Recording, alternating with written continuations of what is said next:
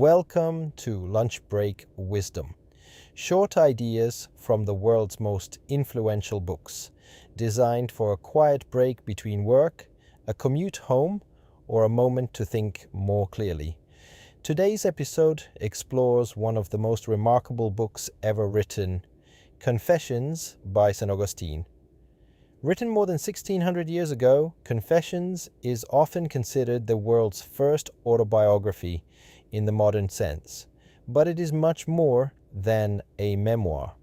It is the story of a brilliant man wrestling with ambition, pleasure, pride, regret, identity, and the longing for something deeper than worldly success. In many ways, Augustine's struggles feel surprisingly contemporary.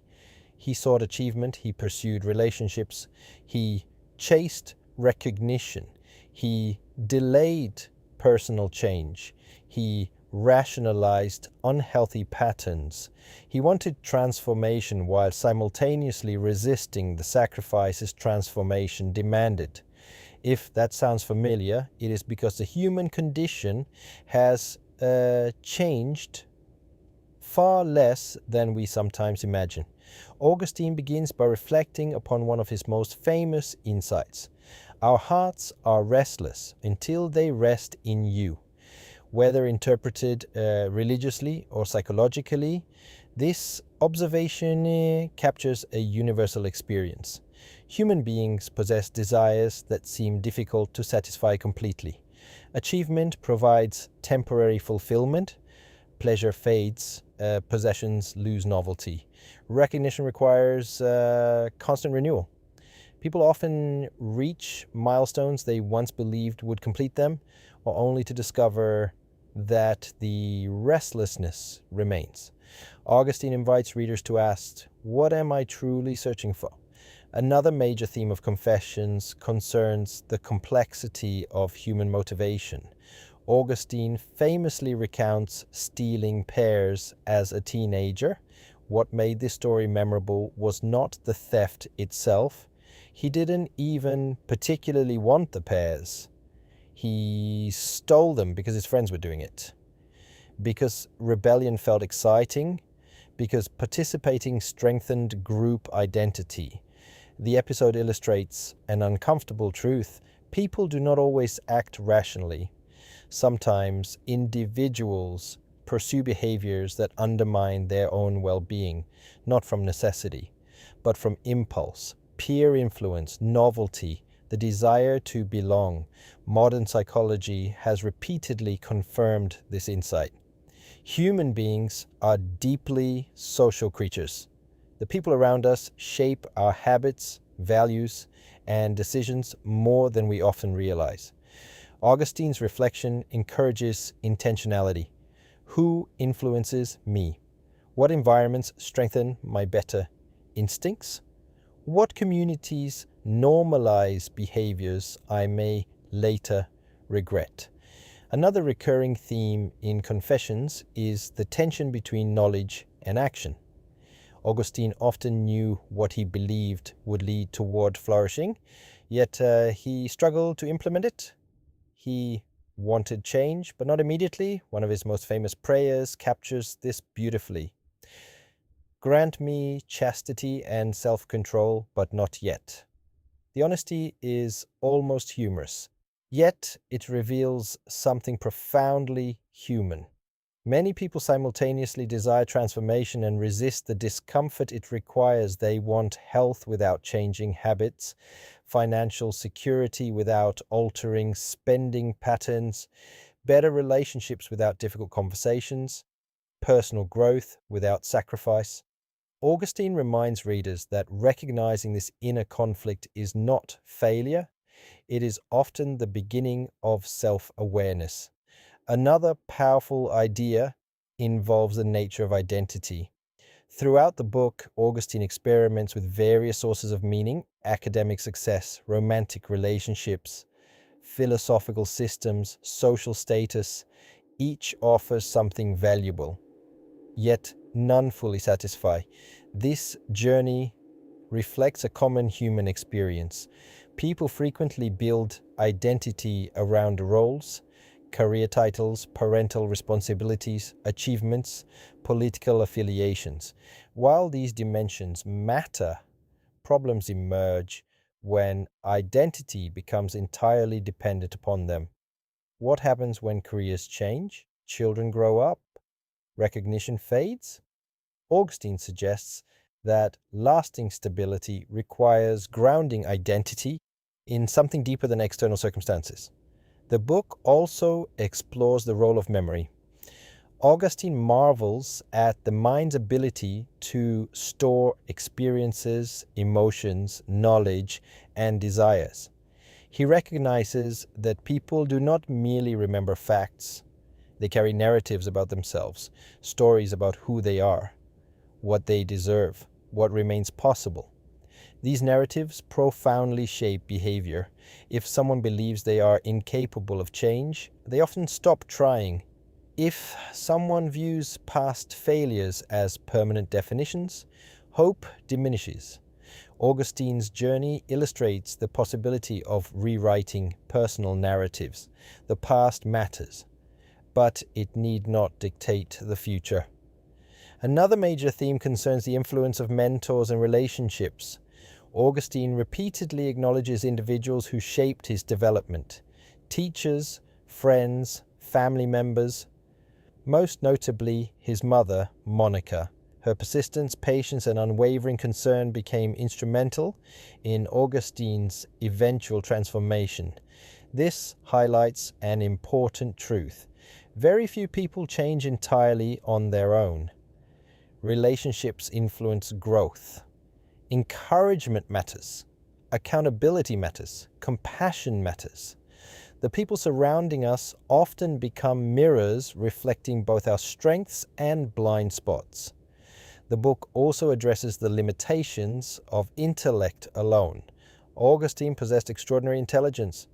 He excelled academically, engaged sophisticated philosophical ideas.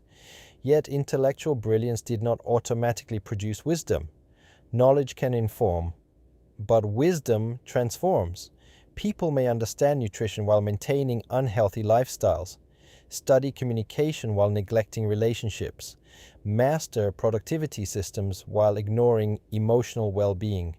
Augustine reminds readers that flourishing requires integration: mind, heart, behavior, relationships, purpose. Each dimension contributes to wholeness. Another profound theme involves humility. Augustine recognizes pride as one of humanity's most persistent challenges. Pride distorts perception. It encourages self-sufficiency, defensiveness, the inability to acknowledge mistakes. Humility, by contrast, creates openness to feedback, to growth, to learning. Humility does not involve self-rejection. It involves accurate self-understanding. Recognizing strengths without exaggeration, acknowledging weaknesses without despair, remaining teachable. This lesson feels especially relevant in cultures that reward certainty and self-promotion. Another enduring insight concerns the relationship between freedom and discipline. Many people equate freedom with unrestricted choice. Augustine offers another perspective. Behaviors repeated frequently can become patterns. Patterns become habits. Habits eventually shape identity. What initially appears liberating may ultimately diminish autonomy. Conversely, discipline can expand possibilities. Financial discipline creates security. Relational discipline builds trust. Health discipline strengthens vitality. The paradox emerges clearly. Sometimes saying no today creates greater freedom tomorrow. The book also explores the role of grace. Augustine recognized that personal transformation often involves more than individual effort. People require support, encouragement, forgiveness, second chances. The language of grace reflects the recognition that human beings frequently need assistance, beyond what willpower alone can provide. Whether interpreted spiritually or relationally, grace reminds us that growth rarely occurs through condemnation. Compassion often proves more transformative than shame. Toward the end of Confessions, Augustine turns increasingly toward contemplation. He reflects upon time, memory, creation, the nature of happiness. He recognizes that fulfillment cannot be reduced solely to external achievement. A meaningful life involves alignment, living according to one's deepest values, pursuing truth sincerely, loving generously, remaining open to continual transformation. Ultimately, Confessions endures because it captures the universal experience of being human.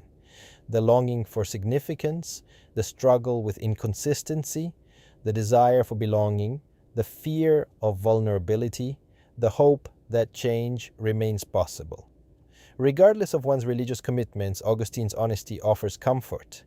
Even people who eventually become influential thinkers once experience confusion, insecurity, and uncertainty. Transformation rarely occurs instantly. It unfolds gradually through reflection, relationships, choices, failures, renewed efforts.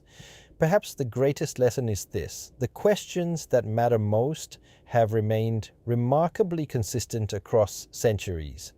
Who am I? What am I pursuing? Why do I keep repeating certain patterns? What constitutes a meaningful life? How can I become more fully myself? And maybe, just maybe, wisdom begins not by pretending to possess all the answers, but by developing the courage to ask these questions honestly. Because self-awareness is rarely comfortable, but it remains one of the most powerful catalysts for growth, and a restless heart, properly examined, may eventually discover what it has truly been seeking all along. In summary, key concepts from the Confessions. 1. The restless heart. External achievements rarely satisfy completely. 2. Social influence matters. Community shape behavior profoundly. 3. Knowing is not doing. Awareness alone does not guarantee change. 4. Identity must run deep. External roles cannot fully define self-worth. 5. Humility enables growth. Teachable people continue evolving. 6. Discipline expands. Freedom. Small choices shape future possibilities. 7. Transformation is possible. Personal narratives can be rewritten. Everyday takeaways for you: reflect regularly on what you're truly pursuing. Examine the influence of your social environment. Bridge the gap between values and actions. Build identity around principles rather than achievements alone. Practice humility by remaining open to feedback. Recognize that meaningful growth often unfolds gradually. Have you ever achieved something you thought would make you happy, only to discover it wasn't enough? Share your thoughts below and suggest a book for future lunch break wisdom episodes. Please subscribe and comment. Bye.